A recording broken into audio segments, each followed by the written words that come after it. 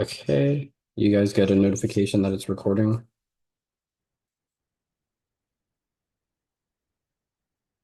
Uh,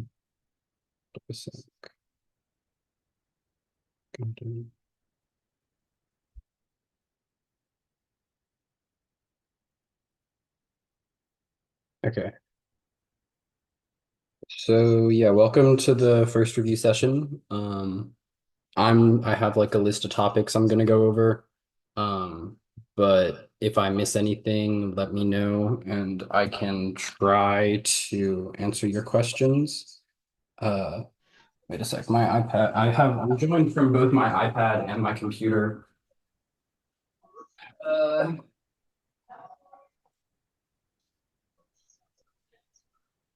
I just want my iPad to be quiet. Okay, there we go. Okay. Um, Sorry for the technical difficulties. This is the first time. Okay. Okay, now we will start. If you have any questions along the way, feel free to ask me. I can go over them. Yeah. So I'll just get started. So this week, you were introduced to circuits in general. I'm just gonna go from I looked through the lecture notes and I'm gonna just kind of re-go over everything Zorman went over this week. If you have any questions along the way, feel free to ask. At the end, I'll do some practice problems, and I might also do some practice problems along the way. So yeah. Okay, so first off, circuits. What is a circuit? A circuit, also, if you're in here and you're not asking a question, can you be sure to mute your mic? Oh, sorry. Yeah. Thank you. Nice. You're okay there. So a circuit is a mathematical model that approximates the behavior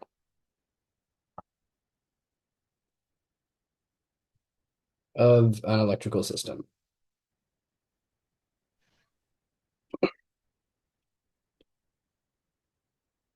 So the real takeaway here is that it is a mathematical model. You can all see my handwriting fine, I hope.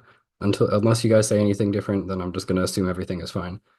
Um, so the key thing here, mathematical model. This class is basically a math class with a bunch of word problems, but the word problems are all pictures. And what we're teaching you is how to interpret those pictures, turn them into equations, and solve for the relevant quantities. So yeah, so just to start, the core idea among most of these circuits that you're solving, or the basic equation that you're using is Ohm's law, which is V equals IR.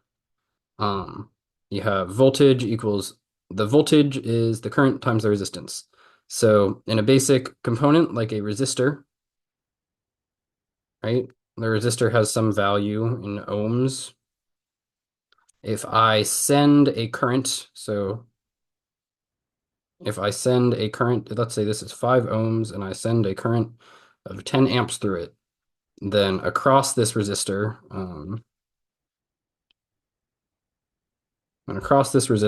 we will see V equals 5 times 10, we will see 50 volts. We call this positive 50 volts because of the passive sign convention.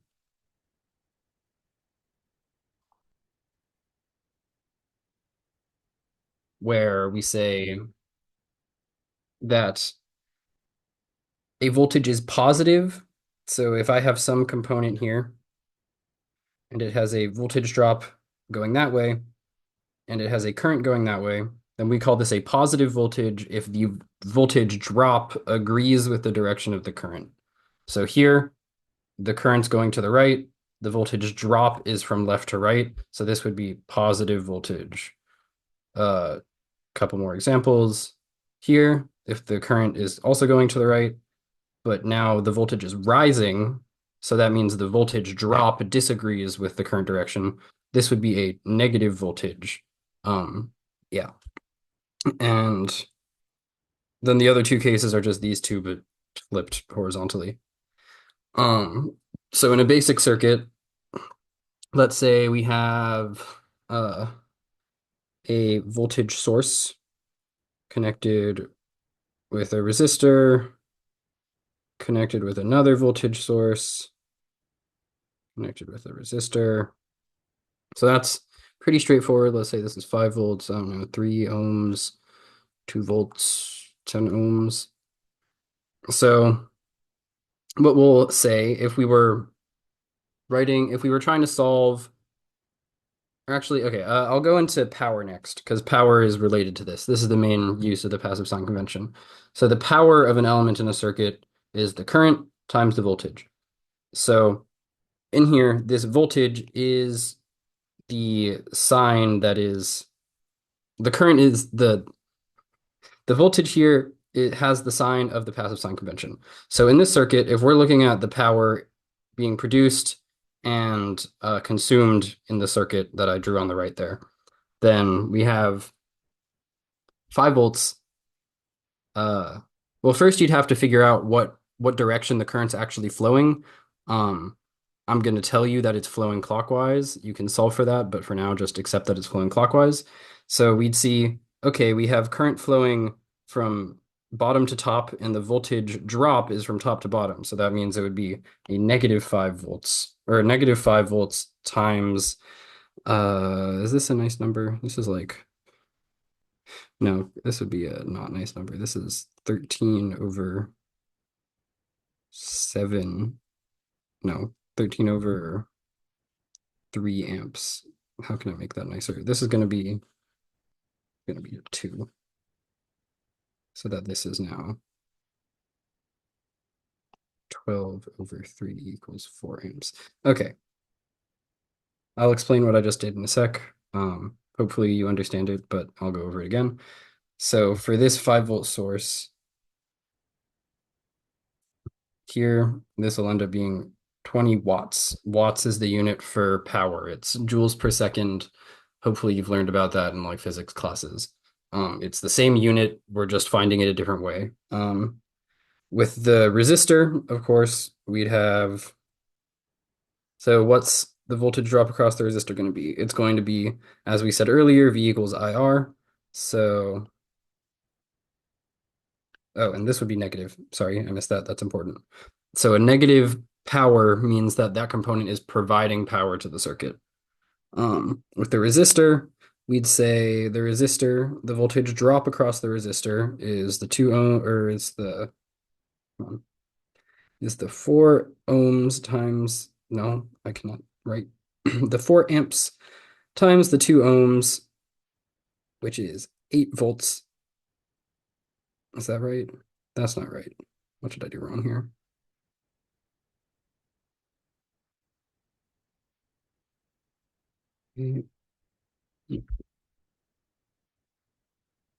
I'm so sorry. I I did my numbers wrong a while ago. Okay, the current here is actually going to be 3 over 12, not 12 over 3. That makes much more sense.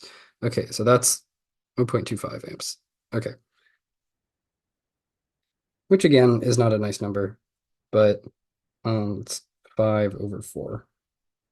Not bad.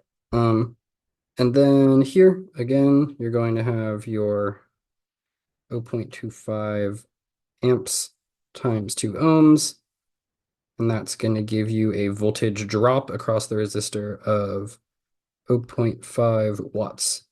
An important thing to note here is that resistors in real life, they basically take electricity and turn it into heat. So they can only ever dissipate power, and they dissipate it from the circuit into the surrounding area as heat. If you ever are doing math and you get a resistor that has a negative value, or if you ever get a power from a resistor that has a negative value, implying that it is providing power, that means you did something wrong along the way. And then one more time, I'll do this for the, God, I'm so sorry. I'm still getting used to the live lecture. This is zero point 0.5 volts, and then you multiply that 0.5 volts times the 0.25 amps, And then I should have picked better numbers, but this is good enough. That's going to be 0.125 watts. The 2-volt source, same kind of thing as we did before. Here now, however, the voltage drop, it actually has a voltage drop in the direction of the current. Since the voltage the voltage difference across the voltage source is shown on the symbol itself. So here the current is going down, but the we actually see a voltage drop of 2 volts. You can think of a voltage source as just like providing a separation in the circuit where one side is that number of volts above or below the other side. So here on the top we have some voltage, and on the bottom we have that two below that voltage. So that means we have a voltage drop. So here, this 2-volt source, it is consuming, you could say, 2 volts from the circuit of that 0.25 amps. So that's going to be 0.5 watts. Okay, moving on from that, I'll just briefly go over the kinds of sources that you'll see in this class. So as we already introduced, we have the voltage source um, that has some value in volts. And what it does is it says that no matter what else is going on in the circuit, we are going to have a separation from the top and bottom of this, or the left and right of this, of that many volts. So if this was, say, like 5 volts, if it was 10 volts up here, then it would be 5 volts up here, down here. If it was 12 volts here, it would be 7 here. It doesn't matter. It's always going to be a separation of 5 volts. Similarly, we can have a dependent voltage source, which is pretty much the same thing, but instead of giving it an actual number, you give it some expression, some mathematical expression. So let's say, uh, I don't know, we had, I'll get to that later, but this is a dependent voltage source. The dependent ones, they are the ones made with the diamond. Next, you have a current source. The current source, as the name implies, it is going to make sure that through whatever electrical path it is on, there is always that much current going through it. So if this was 2 amps, if I put a resistor here, there's still going to be 2 amps going down. If I put a 5 billion ohm resistor, right, and this is some ideal circuit, then there's still going to be 2 amps going down. It just ensures that there is always 2 amps along that path. Then similarly, you have your dependent current source, where it's the same thing again, it's just some math here, and it produces that much current. Important thing to note that the dependent sources, they can either have voltages or currents as their input. So you could have like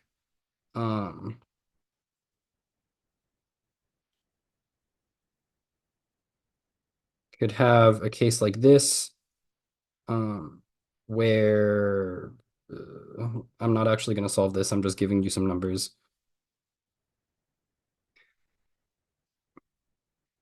Where your input for the dependent current source is a voltage, but you always want to look at the symbol on here.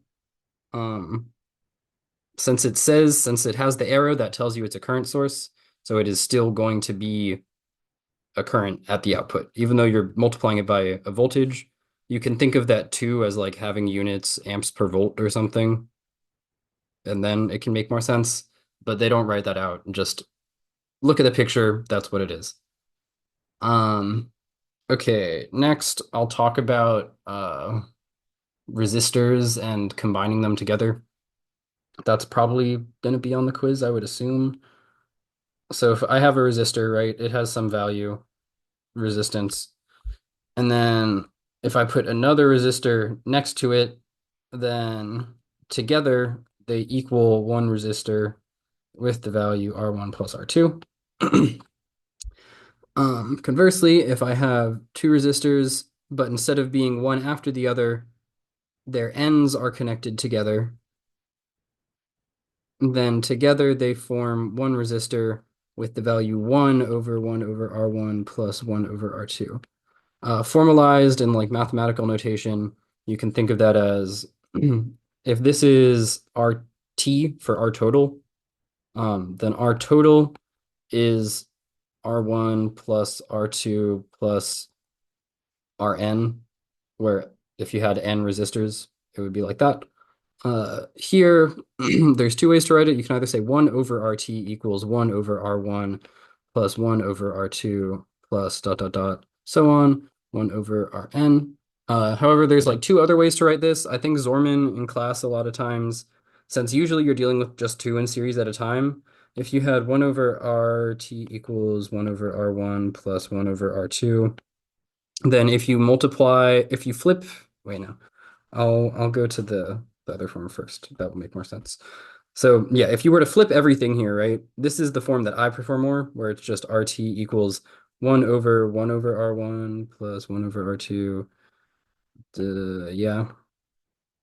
But in the case where you have just two resistors, you can simplify this even more. So if it was just 1 over R1 plus 1 over R2, and then if you multiply the top and bottom by R1, R2,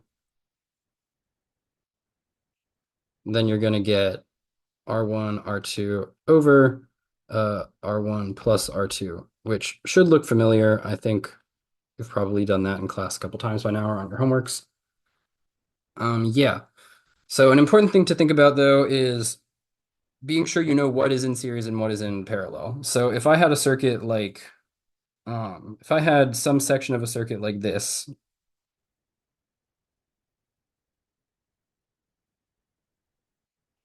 then even though there's this current source in the middle, these two resistors are still in parallel because their tops and bottom, or either side of the resistor is still connected to each other. So this can still be simplified down to your current source just with the resistor. If you need a mental picture to think of that, you can think of this wire. All this wire is doing is connecting all of them. So it might as well be like one big plate connecting them. You have your resistors on the plate and you have your current source in the middle. It doesn't really matter where these wires go. They're still in parallel with each other. It still works. Similarly, but maybe slightly less easy to explain, when you have a circuit like uh, there was an example someone asked me a question recently was like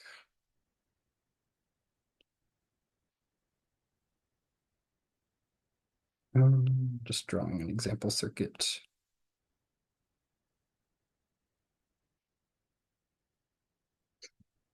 So if I wanted to simplify this circuit, uh, if I want to simplify the circuit, something I might want to do is all these resistors on the right, you'd want to combine them. So what you can do though is even though uh, and this, even though they're separated in the middle by this voltage source here, since they're on the same path, you can still combine them. So 7 plus 3 plus 2, as we said up here with the formula from earlier, you can rewrite this as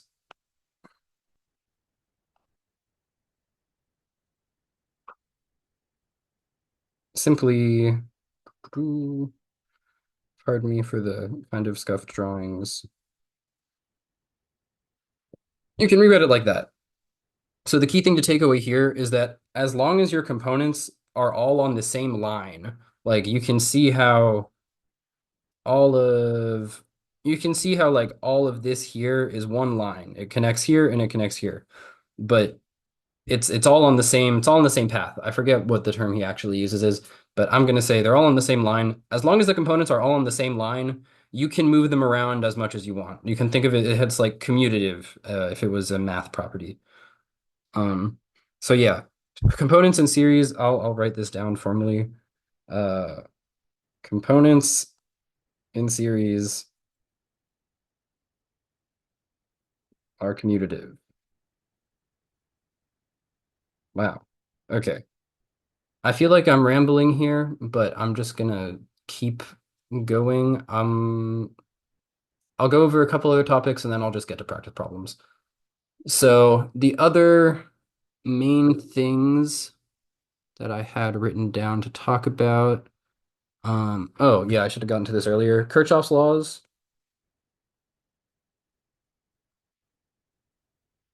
So you have, I'll write them out in the formal math notation first and then kind of give them better. So Kirchhoff's voltage law, KVL, that's what that stands for, is that the sum of the voltages in a circuit all always sum to zero, meaning that all of the voltage rises equal the voltage drops. That's KVL, and then KCL is for a given node. Um, for a given node, all of the currents through that node, kind of weird notation here, I, but all the currents through there also equal zero. So that's saying all the currents going in equals the currents going out.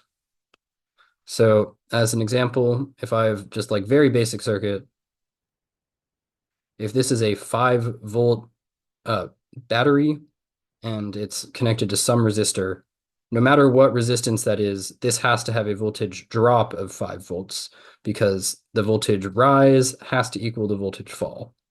Um, yeah, and that's around any loop. For the current law, we have the current in a node. So a node is where components connect to each other. Um, I believe the notation that you were given in class is that a node is where two elements meet, and an essential node is where three elements or more meet. So let's say we have an essential node between just three resistors, sure.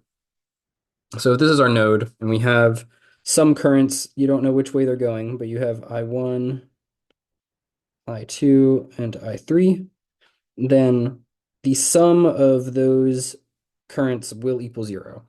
What the convention is saying that currents going out of the node are positive, and currents going into the node are negative. So here, if we had I3 going out, I2 also going out, and I1 going in, then you could write that I1 equals I2 plus I3. Okay. Now I'll do source transformations real quick. Um,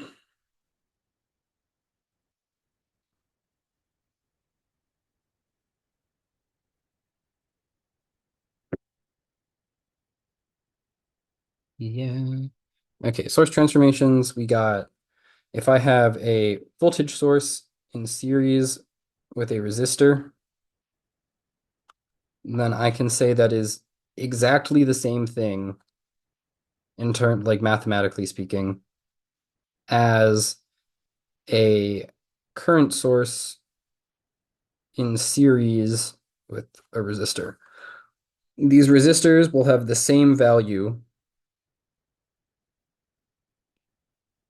but the voltage and current sources will be related by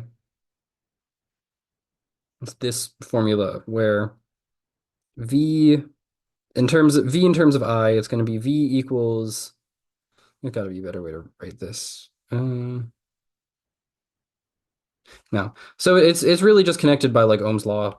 V equals IR. What it's saying is that the voltage across this resistor is going to be the voltage that is experienced that this voltage source provides.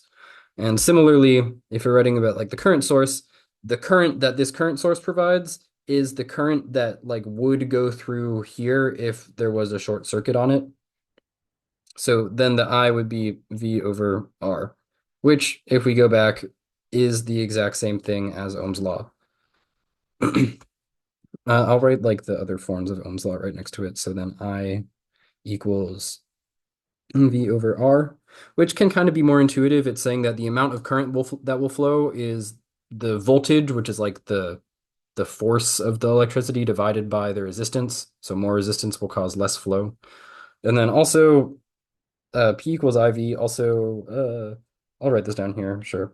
P equals IV can also be rewritten as I squared R and V squared over R.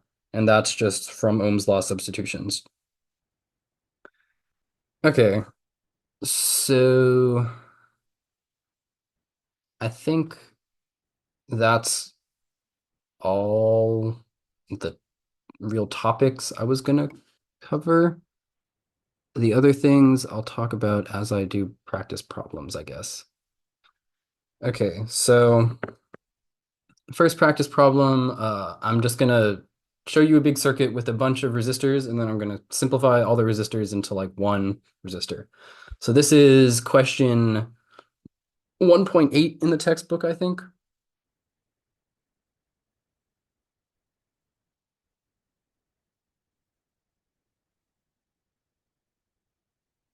Give me a sec to draw everything. I'm not the greatest artist.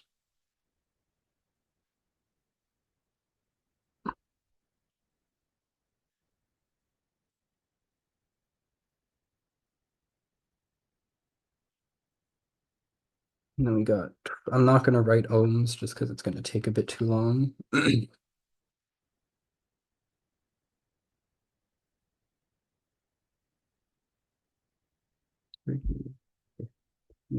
60.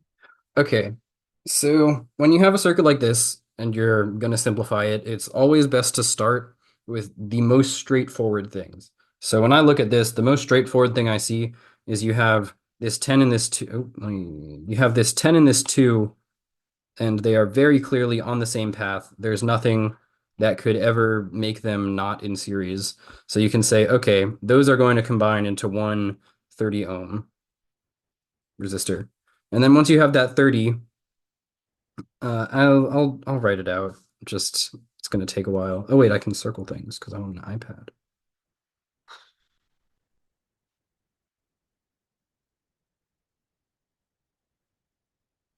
Okay.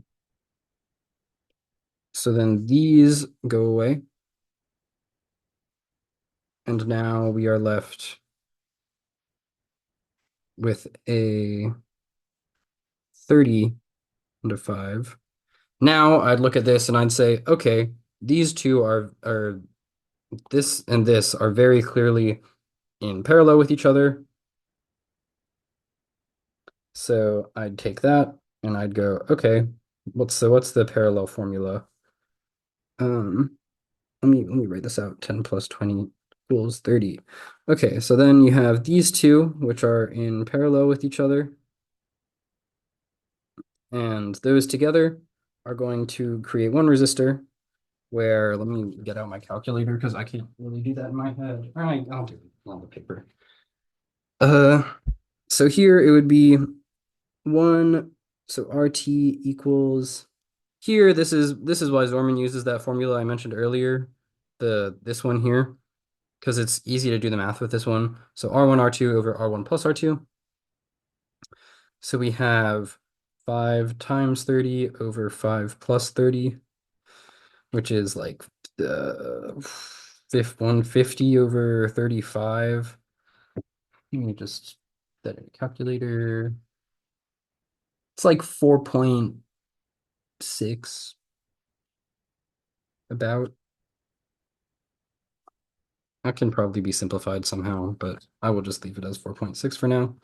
So now that we're here, we look at this and go, okay, what next? So now it is actually kind of complicated. Let me look at it for a sec.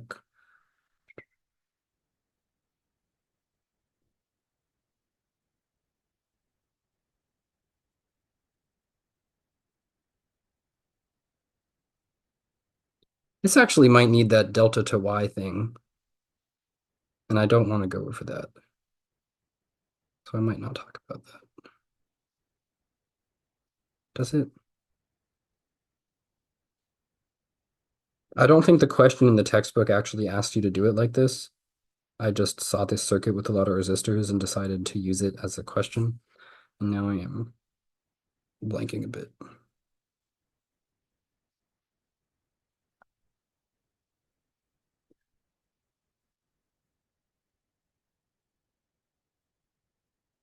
Okay, whatever. You get the gist. Those are two basic simplifications. I will go to other questions that I am more certain do not require other things. Okay. Yeah.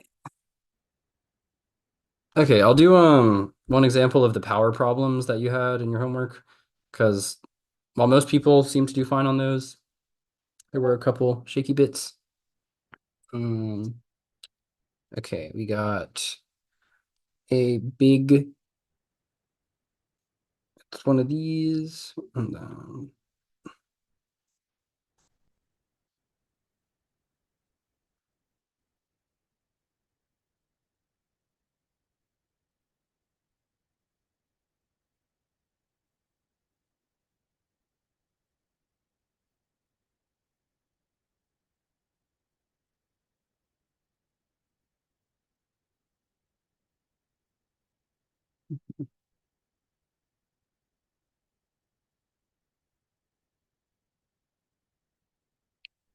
you got a 24, it says 5 amps here, and then 6, and then 1 amp, and then 8 volts, and then 12 volts, and then 4 amps. 2.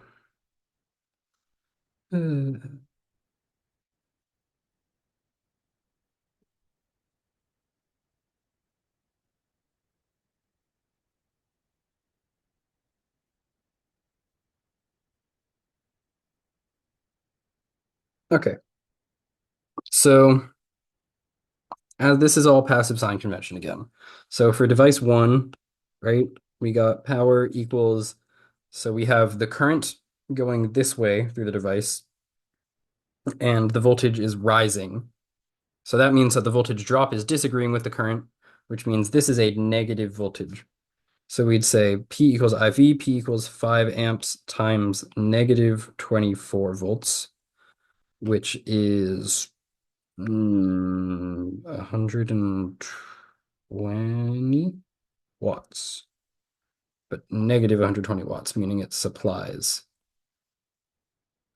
For 2, we still have, so that 5 amps there is going to go along this entire path because it's all the same wire. As long as it's the same wire, it's going to have the same current no matter where you are on that wire. Current can only change when there's a junction.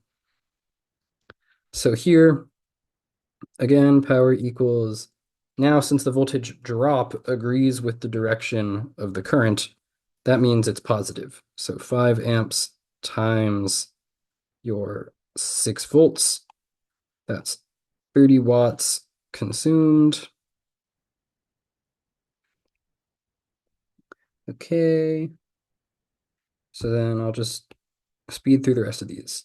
So here we have 1 amp going down through it, and there's a voltage drop in the direction of the current, which means it's going to be a positive voltage. So 1 amp times 8 volts equals 8 watts. 4. Now we have 4 amps also going down, 12-volt drop in the direction of the current. We want a drop in the direction of the current.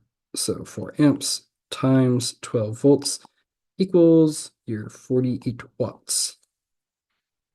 5, we got uh, now, however, see we have the 2 amps going to the left. However, the voltage drop is in the other direction, which means that, oh, this was 4 volts. Oopsies. Okay.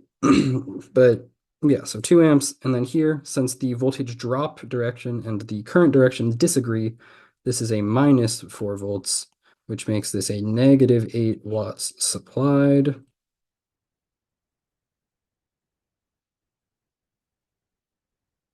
6 and 7. And again, these both agree with the current direction. The voltage drop agrees with the current direction. So we have 3 amps times 10 volts and 2 amps times 6 volts. So 30 watts and 12 watts. Okay. So then here's another problem. So use source transformations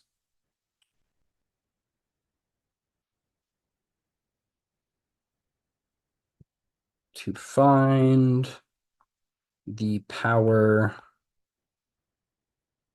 of a 1 volt source. So this circuit is as follows.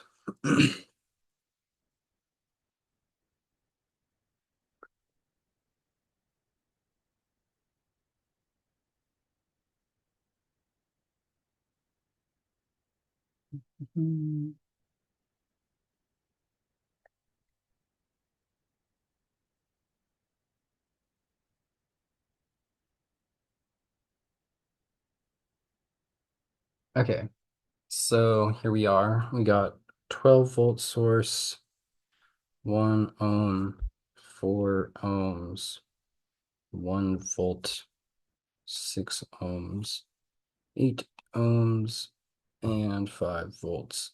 So we want to find what is the power through that 1 volt source.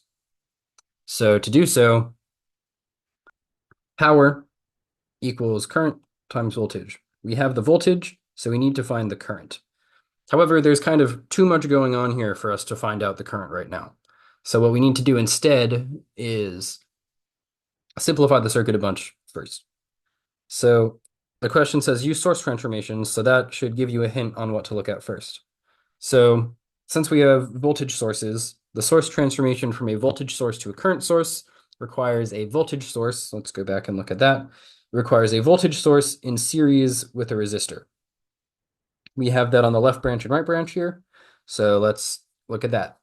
So on the left side here, we would have 12 volts, and that's supposed to be a 1 ohm. Sorry if that was unclear. So this would transform to a current source, where we still have the 1 ohm resistor, but the current would be your 12 volts over the 1 ohm, which is 12 amps.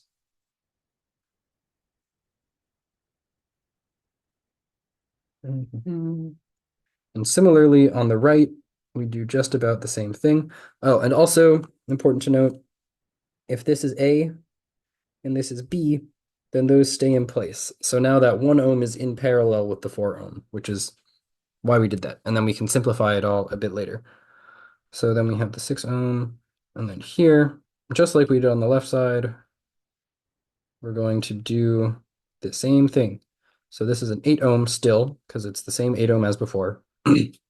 But now the current source is going to have a current of 5 volts over 8 ohms, which is 5 over 8.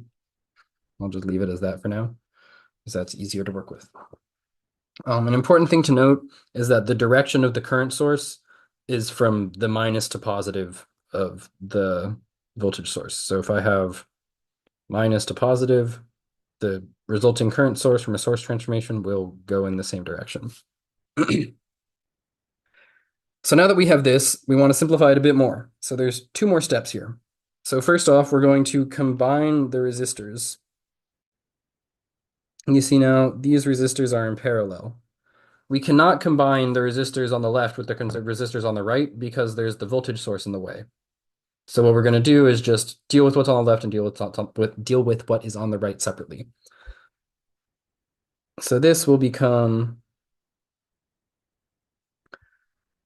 as we said before, the resistance of 2 resistors in parallel is, so I'll say R equivalent 1 equals, the equation was R1 times R2 over R1 plus R2. This formula is best for doing it by hand, but if you have a calculator, I mean, it also works.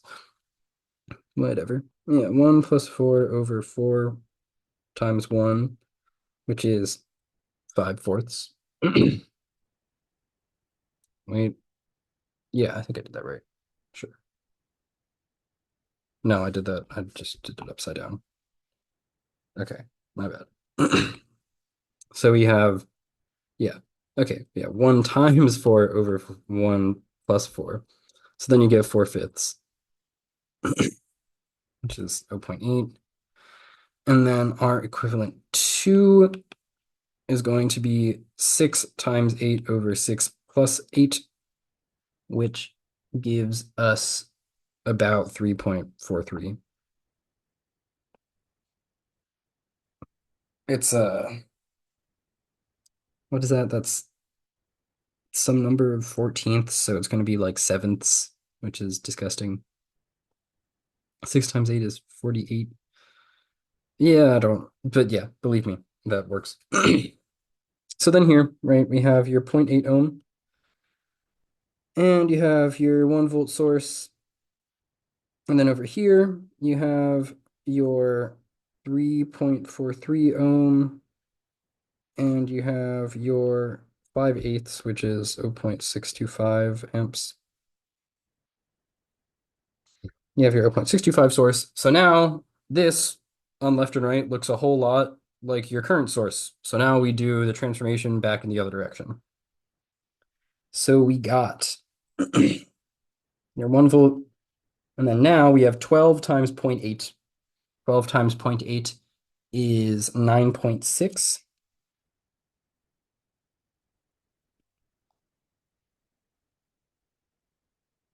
And it's a voltage source now, so we have 9.6 volts.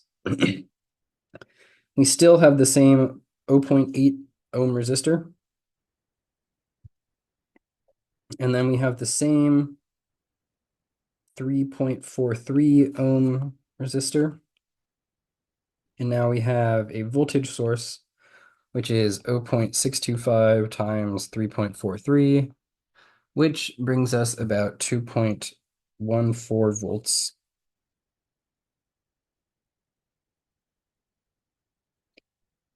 So now that we have this, it's all one loop. We should be able to figure out the current pretty easily. We actually don't know which direction it's going, but we can do it just with a simple Kirchhoff's voltage law equation now.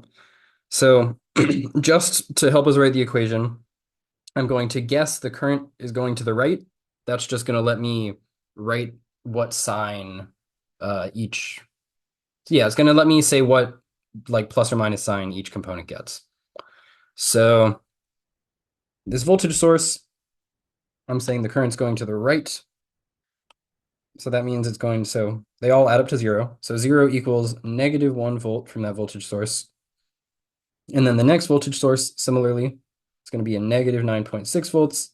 And then plus 0.8 times I. We don't know what I is yet. That's what we're trying to find. But the voltage drop across the resistor is its resistance times the current. So then plus 3.43 times I. And then now, since the voltage drop on this voltage source agrees with the direction of the current, this one's going to be positive. And then do a little bit of algebra. You get that I equals 1.1 or 1 plus 9.6 minus 2.14 over 0.8 plus 3.43. The other way you could have done this is you can combine those two resistors into one resistor. But doing all of this, like you'll end up doing the same thing. It's just like slightly more math instead of another picture you draw. And that will get you 2 amps. And now we can find the power. So the power is IV. We know that the current through that resistor is 2 amps. In it, since we got a positive number for this, and we assumed that the current was flowing clockwise, or yeah, clockwise, then that means that our guess was correct, which means that this is 2 amps, and it's going to be times negative 1 volt, because the current is actually flowing to the left on the bottom. So then we end up with minus 2 watts as supplied power. Okay. And then next, I will do a question that has dependent sources in it. Okay, I should have brought some water to my desk here.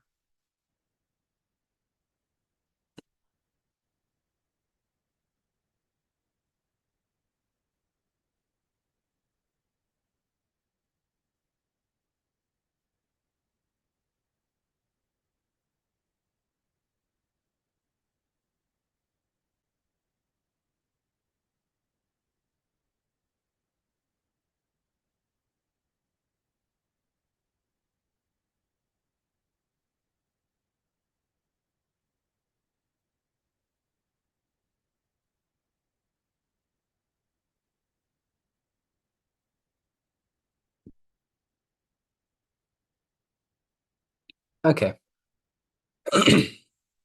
So this is our question, and we want to find the power of the dependent source.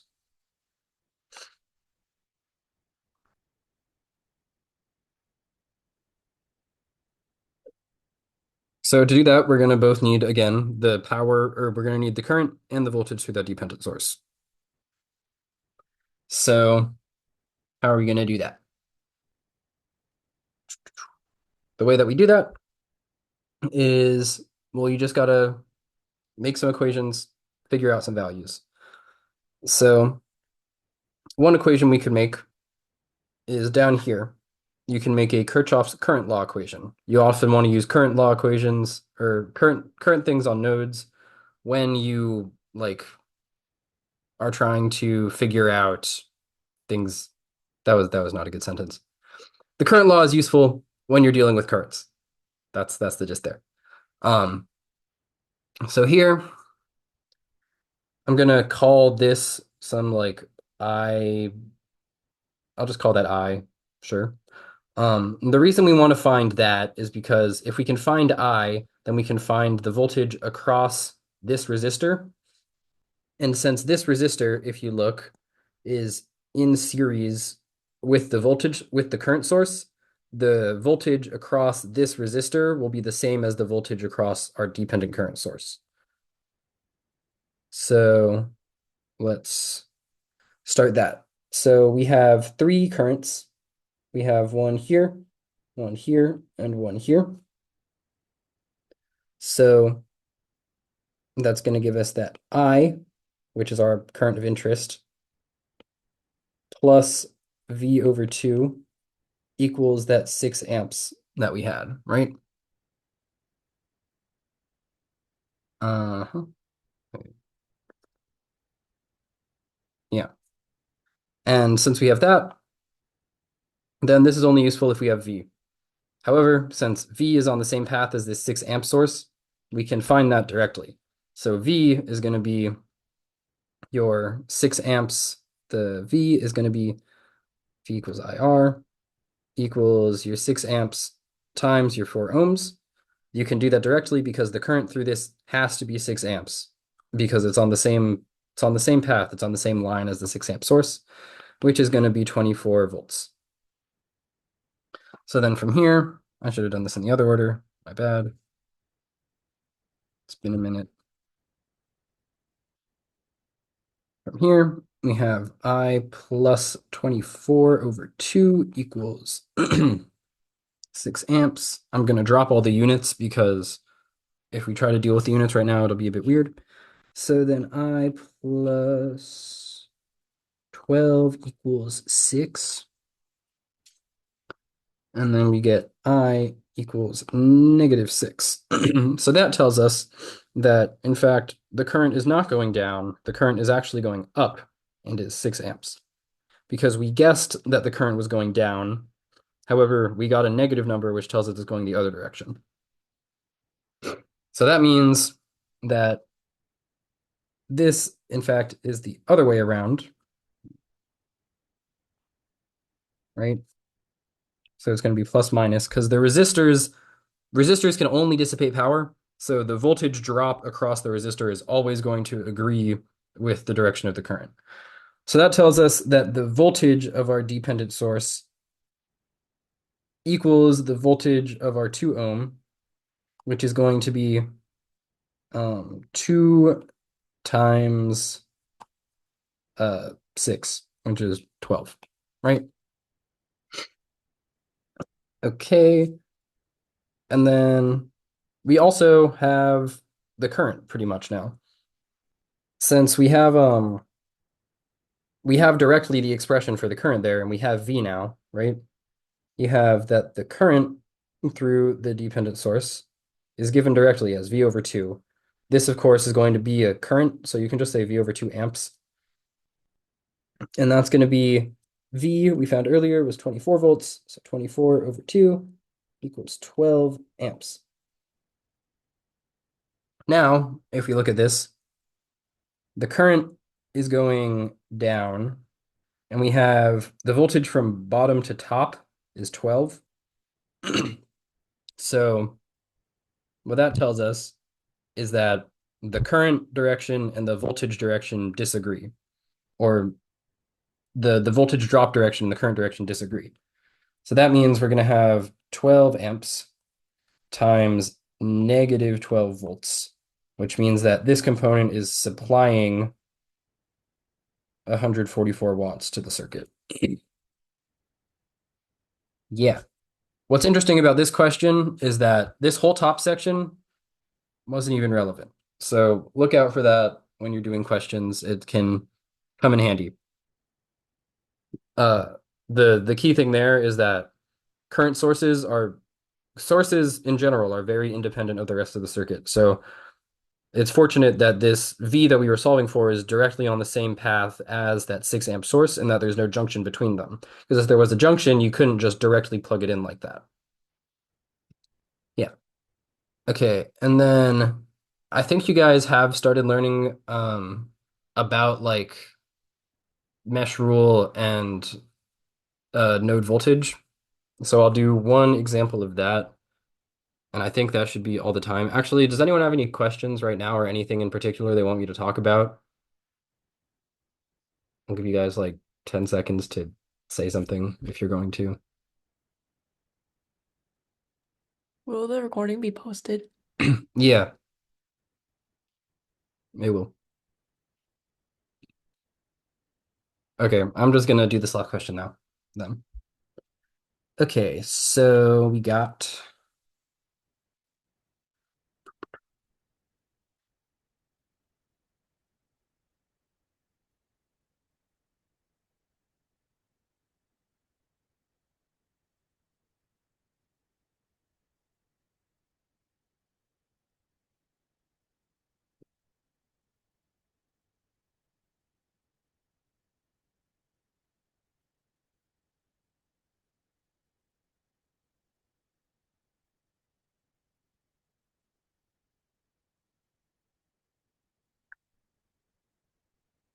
okay, so the goal here is to find the current through each of the resistors and the current there. We'll call them I1, I2, I3, and I4. So I'm going to do this in two different ways, one with node voltage and one with mesh current. So to start with node voltage, right, we have to start by defining where 0 volts is, because voltage is all relative. You want to pick some 0 volts that'll make all of your calculations as easy as possible. I look at this, I see everything's like connected along this bottom, and I'll say, okay, this bottom section, that's 0 volts. This symbol here is ground. In like electrical systems, it usually refers to like physically being connected to the earth in some way. For the purposes of this class, it just means that this is 0 volts. So looking at where the essential nodes are in the circuit, that's going to be where 3 or more components connect, right? We have a node 1 here. I'll call this V1 and V2. And then let's make our equations based off that. So these again are going to be just normal Ohm's law equations that provide currents because I equals V over R. So V1. At V1 or at node 1, we have that here, since there's 0 volts down here, and this is plus 16 volts from the bottom to the top, we're going to say, I believe there's two ways you can do node voltage. Zorman teaches it that you should make a guess and then like make a guess on the direction of the current and then write the equation based on that, which works, but you don't really like have to. The math turns out the same. I'll do it like that for now. Just because there's like a high voltage there, and you can just kind of guess that I1 is going to the right. So we'd say 16 minus V1 over 3K plus V1 minus 0 volts. So this is going to be your I1. This is going to be your I2 over 4K plus, oh, and the thing I missed there. My bad. I should have gone over these in the beginning. So if with node voltage, if it's a current, oh, I kind of did mention this. If it's current going out, it's positive. If it's current going in, it's negative. So that's going to be a -1. And then plus, so I3, we don't know anything about I3 because the voltage source doesn't give us any information about the current going through it. So we have to just leave that as I3 right for now. So this is what we get. If we simplify this a bit, I'm going to multiply everything by like 1,000 just so that the k's go away. Actually, no, I won't because that'll mess with the I3. But what you end up getting, this will become positive and this will become negative. I'll do that just to make my life easier. So you have V1 times 1 over 3k plus 1 over 4k. Then minus 16 over 3k plus I3 equals 0. And then what am I doing next? Give me a sec. Yeah. So we have that, and then I'll do it at V2. We can simplify that a bit more in a sec. So V2, we're going to have similarly, again, now I3 is going to be negative because it's going into the node. And then I4 is going to be, yeah, I4 is going to be going to the right. What, no, what am I? I'm not thinking. I4 is down. It's going out of the node. It's V2 minus 0 over, what is that? That's a 2k. And then plus some other current. We'll call that I5.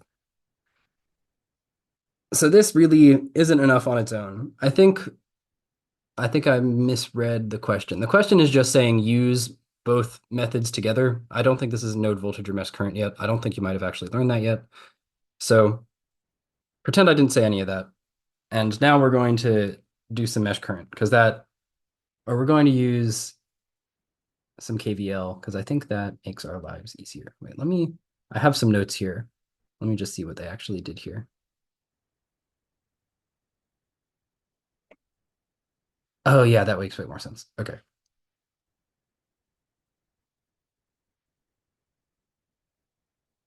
Yeah, okay. So if we were to look at each of these three like squares in the circuit as loops to do KVL in, right? We get three different loops. So for the first one, we get minus 16 volts because the loop is going, let's say each of them is clockwise, right? Then we can write three KVL equations going around the loop. So that voltage source is going to be negative because it is the voltage drop disagrees with the direction of our imagined current. So we have we have negative 16 volts, and then it's going to be plus that 3k ohms and times I1, because I1 is what's going through that. That's what we defined it as. And then it's going to also be plus that 4k times I2, and that equals 0. Our next equation is going to be in that middle loop. I'm going to start with that 8-volt source just because it's there on its own. So minus 8 volts. And then plus 2k times I4. And then it's going to be plus that 4k. And now it's actually going to be minus I2 because our current that we're imagining here is going clockwise, but I2 is actually going down. So we're going to use a negative number there to represent it.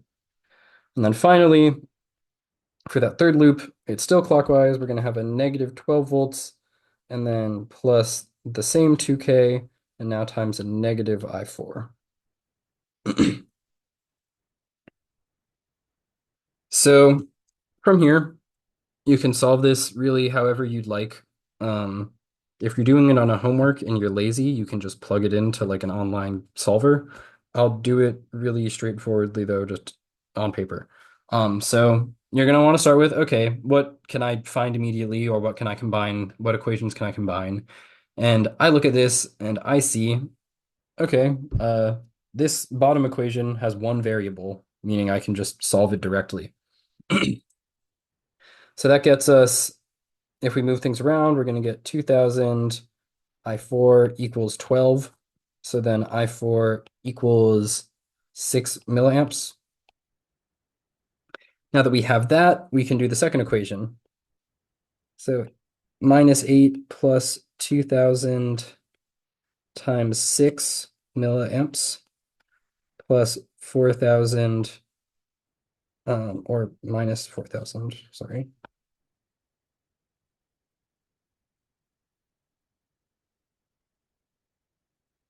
Zero. We do that calculation. We know from earlier that 2000 times 6 milliamps is 12. So we have -8 plus 12 equals 4000 I2. So -8 plus 12, that's 4. 4 over 4000, that's going to leave us with 1 milliamp for I2. Okay, moving on. Now that we have I1 and I2, we can find okay, I really should have done this in a different order. You can kind of ignore everything I did up here. I thought this was a different question than it was. Um, so now that we have I4 and I2, looking at the equations, the next thing we can find is I1. So let's find I1.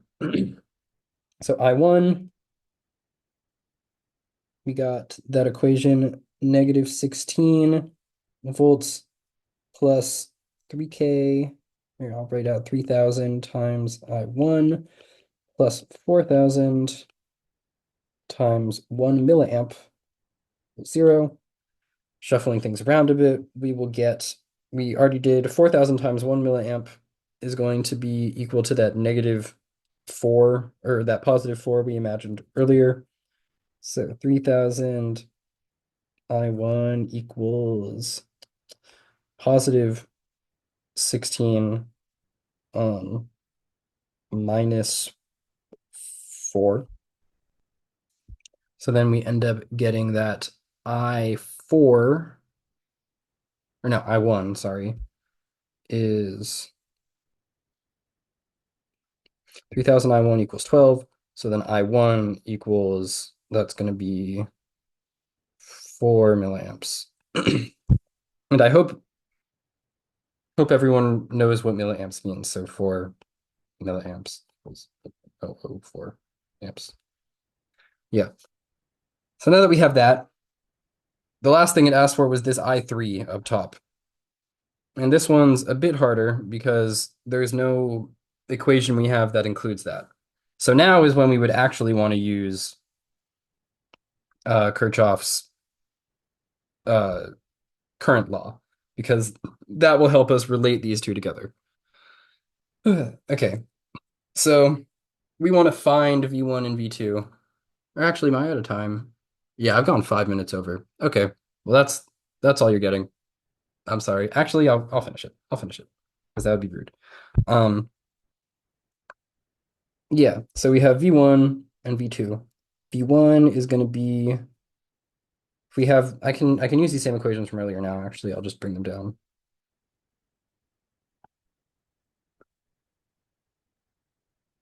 This makes much more sense.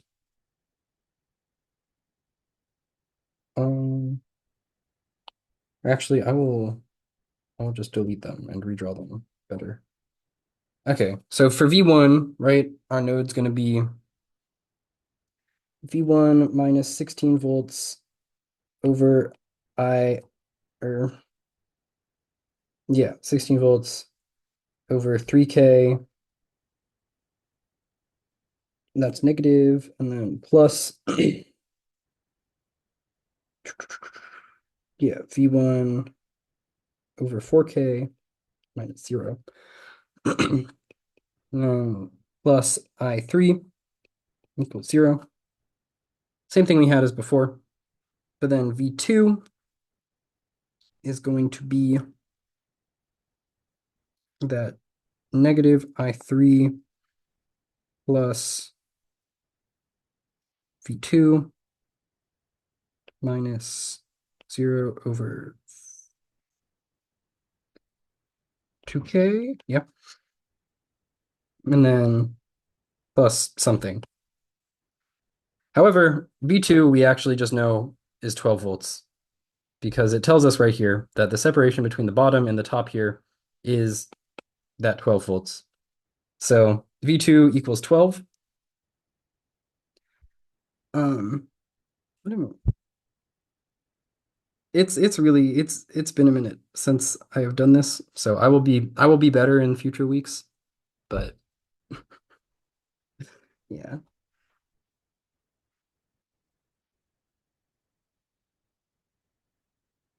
Mhm. Actually, I'm just gonna end it here and edit it. Okay.